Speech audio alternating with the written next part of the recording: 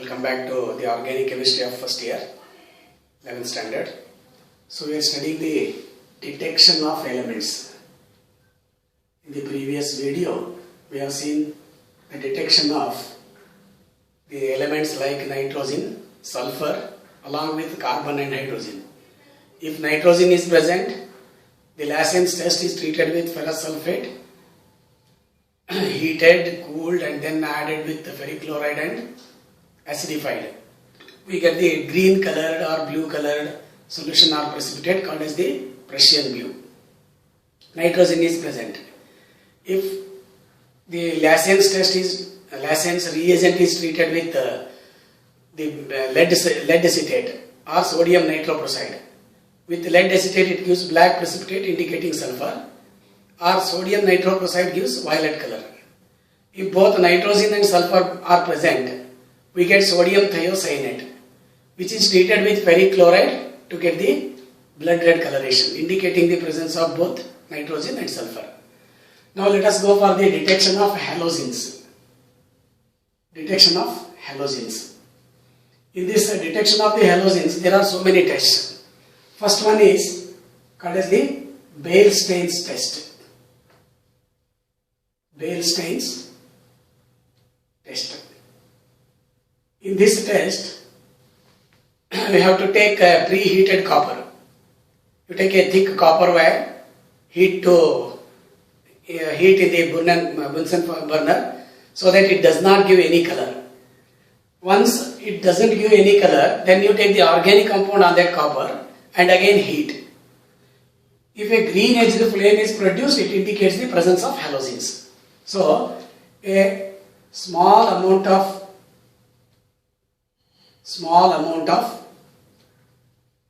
organic compound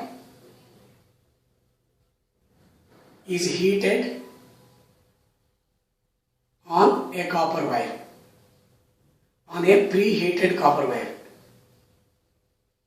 Preheated copper wire. Green edged flame is produced. Green edged flame is produced. So this indicates the presence of halogen. Halogen is present. But it does not give information about which halogen that is present in the organic compound. That's why whether the halogen is present or not, to detect that one we can use this Beilstein test. The second one is Lassen's test. Lassen's test. Here, once you take this sodium fusion extract, yesterday I told you in the previous video I told you how to prepare the sodium fusion extract. This is treated with HNO3 and boiled. This is done because of the evaporation of the nitrogen and the sulfur. If nitrogen is present, sodium cyanide is produced. If sulfur is present, it is sodium thiocyanate that is produced. If sulfur only is present, it is sodium sulfide produced. When we boil with that HNO3, then those elements will be evaporated in the form of the oxides. Then we have to add, after cooling, add silver nitrate solution, AgNO3 solution. AgNO3 solution. Then we have to make the observation like this. Colorless precipitate or white precipitate that is produced, which dissolves in ammonium hydroxide.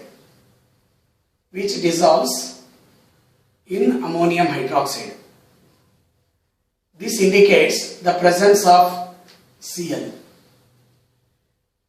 because the silver nitrate reacts with the chlorine that is present in the form of sodium chloride to give rise to a white precipitate of AgCl. If pale yellow precipitate is formed,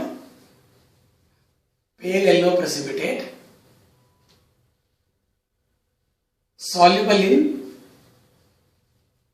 excess of ammonium hydroxide, excess of ammonium hydroxide bromine is present. Is present. If again bromide ion that is present in the form of sodium bromide will react with the silver nitrate to give rise to AgBr. AgBr is a pale yellow precipitate which dissolves in ammonium hydroxide in excess to give rise to a colorless solution. Yellow precipitate insoluble in ammonium hydroxide. Insoluble in ammonium hydroxide. This indicates the presence of iodine. Iodine is present. The sodium iodide that is produced during the sodium fusion extract preparation will combine with AgNO3 to give rise to AgI. But silver iodide is insoluble in ammonium hydroxide. So we can write the reaction in general as AgX. If it is treated with, NaX. If it is treated with AgNO3, it will give rise to AgX, a precipitate. Depending on the color and solubility in ammonium hydroxide, we can identify along with the formation of NaNO3. So it is silver chloride, white precipitate, soluble in ammonium hydroxide. AgBr, pale yellow precipitate, soluble in excess of ammonium hydroxide. Then this silver iodide, a yellow precipitate which is insoluble in ammonium hydroxide. So using this one we can identify which halogen is present in the given organic compound. We have one more test that usually we perform the test in the inorganic chemistry. Suppose it is sodium fusion extract that is prepared. If it contains sodium chloride, it can be detected by using this test. But if it is sodium bromide or sodium iodide that are produced, bromide and iodide present in the form of bromine and iodine in the organic compound can be detected by using that globule test. So you take this sodium fusion extract, test for bromine.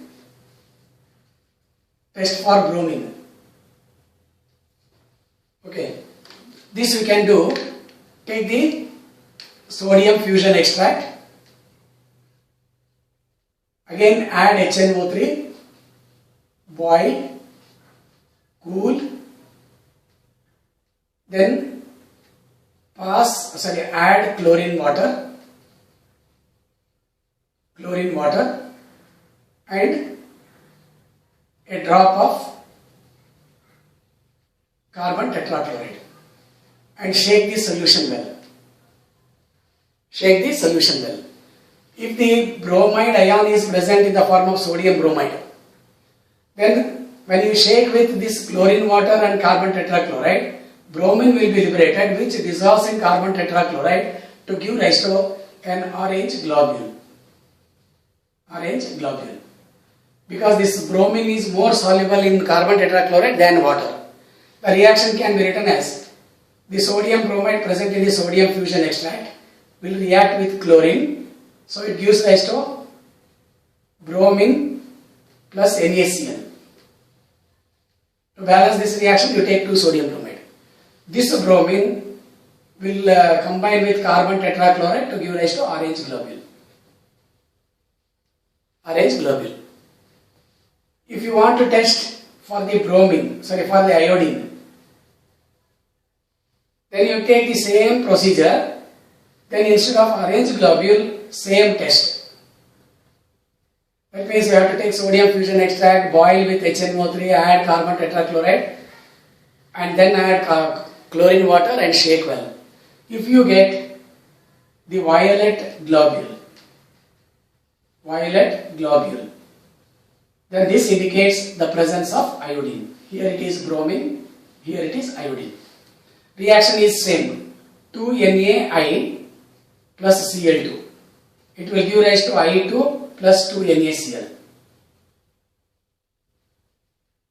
This I2 will combine with CCl4 to give rise to violet globule.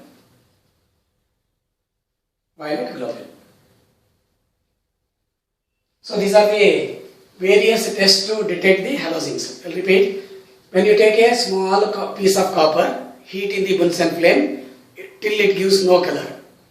Then you dip that in the organic compound, again heat in the Bunsen flame. If it burns with green edge of the flame, it is indicating the halogen present.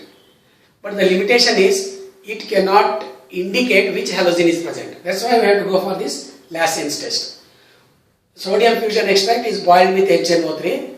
Then on cooling, you add AgNO3 solution. Depending on the color of the precipitate and solubility in ammonium hydroxide, we can identify which halogen is present. Colorless precipitate dissolves in ammonium hydroxide, chlorine present. Pale yellow precipitate soluble in excess of ammonium hydroxide, bromine is present. Yellow precipitate insoluble in ammonium hydroxide, it is iodine present. To further confirm iodine and bromine, we can use this test, globule test. So take the sodium fusion extract, again boil with HNO3, cool, and then add chlorine water and carbon tetrachloride. Once you shake the solution, you will get the orange globule due to the presence of the bromine. The reactions are indicated here. Similarly, the iodine can be detected by using the same test. By performing the same test, if you get the violet globule, it is iodine that is present. So once you detect these elements, then we have to go for the quantitative analysis. The quantitative analysis is actually estimation of the elements. We know by using all these tests we can detect the elements like carbon, hydrogen, then the nitrogen, sulfur, halogens. Similarly, for the higher studies you will be having detection of the phosphorus, magnesium, etc. But once the elements are detected in the organic compound, then we have to calculate, determine experimentally how much of each element is present or what is the percentage composition. So that we can continue with the next video. Thank you.